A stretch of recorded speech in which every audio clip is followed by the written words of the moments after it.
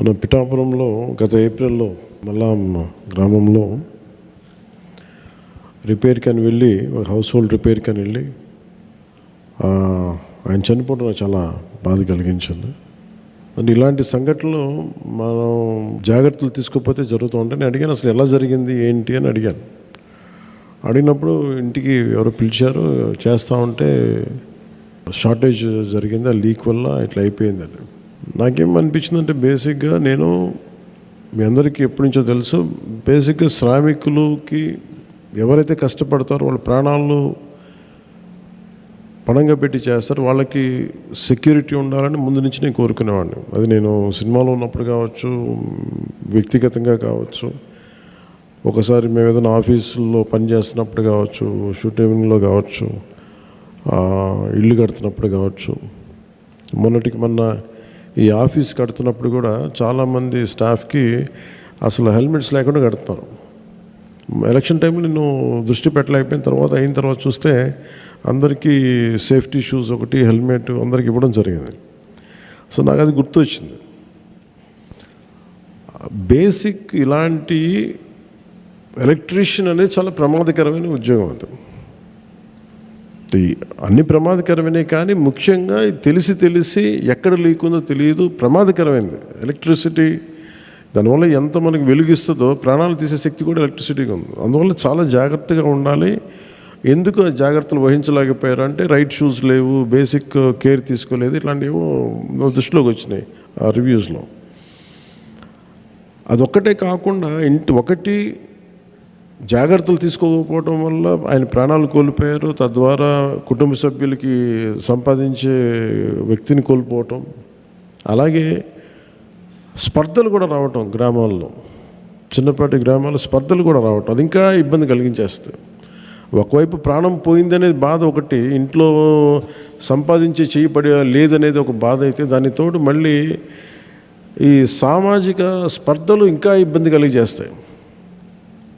So నాకు ఇవన్నీ చూసి అనిపించింది, ఎప్పుడు కూడా ఈ పొలిటికల్ మైండ్ సెట్లో ఉండే వాళ్ళందరూ గొడవలు పెంచి పెట్టడానికి చేస్తారు. నేనేమేమి ఆలోచిస్తానంటే, ఒక గొడవ, ఒక ఇష్యూ వచ్చిందంటే దాన్ని ఎలా సాల్వ్ చేయాలని ఆలోచిస్తాను, కానీ ఎలా పెంచాలని ఆలోచించను. అందుకే నేను 100 సార్లు చెప్తూ ఉంటాను, రోడ్డు మీద ఎవరైనా వచ్చినా, బైకుల మీద వెళ్ళినా జాగ్రత్త అని 100 సార్లు చెప్తూ ఉంటాను. నాకు పరిధిలో ఉన్నంత వరకు మా అందరికీ కూడా అధికార యంత్రాంగం కావచ్చు, ఆఫీస్ వాళ్ళు కావచ్చు, ఎవరికైనా సరే జాగ్రత్తలు తీసుకోండి అని చెప్పి ఒక 100 సార్లు చెప్తాను, ఈవెన్ చిన్నపాటి ఫంక్షన్ చేసినా కానీ. అలాంటిది మీకు నేను ప్రాతినిధ్యం వహిస్తున్న పిఠాపురంలో జరగటం చాలా బాధ కలిగించింది. సో వెంటనే నేను మన పేషి దృష్టికి తీసుకెళ్ళగానే కృష్ణతేజ గారు కానీ, అలాగే మన షణ్మోహన్ గారు కానీ, వెంకటకృష్ణ గారు కానీ, పేషి అందరూ కూర్చొని మాట్లాడుకుంది ఏంటంటే, ముందస్తుగా ఏం చేయాలి.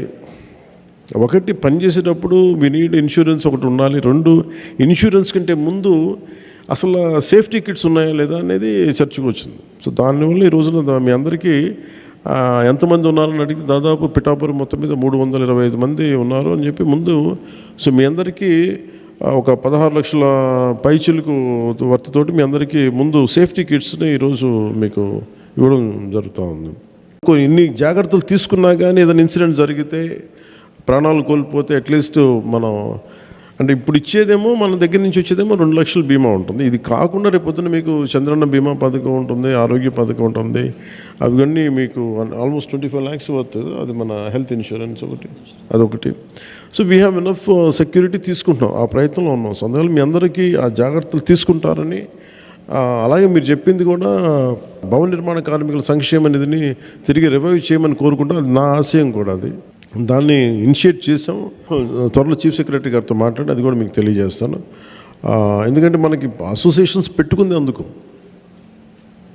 గత ప్రభుత్వం కూడా మీరు చూశారు కదా, వాళ్ళకి ఏమాత్రం బాధ్యత రాహిత్యం, వాళ్ళు పట్టించుకోలేదు. ఉన్న మీ డబ్బులను కూడా వాళ్ళు దారి మళ్లించేశారు, మీ డబ్బులే మళ్ళీ మీకు ఇచ్చారు, ఇలా అన్నీ చేసుకుంటూ వెళ్ళిపోయారు. మనం ఇప్పుడు చేస్తున్నది ముఖ్యంగా ఏంటంటే కరెక్షన్ చేస్తున్నాం. అసలు వాళ్ళు చేసి అస్తవ్యస్తంగా చేసినాయి తిరిగి క్రమంలో పెడుతున్నాం. సో అందుకని మీరు చెప్పింది, అలాగే మీరు అడుగుతుంది ఇంకోటి ఆర్గనైజేషన్ గురించి అడుగుతూ ఉన్నారు. మనం మీటింగ్లు పెట్టుకోవాలంటే దాన్ని కూడా దృష్టి సారిస్తాం. ఒకసారి కలెక్టర్ గారిని కూడా ఎలా ఒక పాసిబుల్ సొల్యూషన్ ఎందుకంటే దానికి కూడా ఎలా చేద్దాం అనేది, అలా వాళ్ళు మీటింగ్స్ పెట్టుకోవడానికి అదొకసారి చూడండి, అది ఎలా ఉంటుందో. నేను ఆ బాధను అర్థం చేసుకొని ప్రతిసారి ఏదో గుడిలో పెట్టుకోవడం కాకుండా ఒక పర్మనెంట్గా ఒకటి ఉంటే బాగుంటుంది. దానికి ఏం చేయాలి సార్ ఆలోచించండి దాని మీద. మీ అందరికీ ప్రత్యేకించి నా జాగ్రత్తలు తీసుకొని అదొకటే మిమ్మల్ని వేడుకుంటూ ఉన్నాను. ఎందుకంటే మీరు ప్రాణాలు పోతే తిరిగి రావు. అందుకని మనందరం అర్థం చేసుకొని సాధ్యమైనంత మన చేతుల్లో ఉన్నంత వరకు ఎంత జాగ్రత్తలు తీసుకోవాలో జాగ్రత్తలు తీసుకోండి. అండ్ సేఫ్టీ ఎక్విప్మెంట్ దయచేసి వాడండి. అలాగే ఈ ఐటీఐ చదివిన వాళ్ళు కానీ వీళ్ళందరూకి ఏదన్నా జాబ్ మేళా లాంటిది అని బాగున్నారు. అది నేను చాలా రోజు నుంచి అనుకుంటా ఉన్నాను. ఇది ఒక ఐటీఐకే కాదు, మిగతా పాలిటెక్నిక్ అన్నిటికీ కూడా కన్సిస్టెంట్గా ప్రతి 4-5 నెలలకి 6 నెలలకి ఒక జాబ్ మేళా పెట్టాలనేది నేను వర్కౌట్ చేస్తాను. అది త్వరలోనే ముందుకు తీసుకొస్తాను మీ దగ్గరికి. 3 నెలలకు ఒకసారి పెడతాను.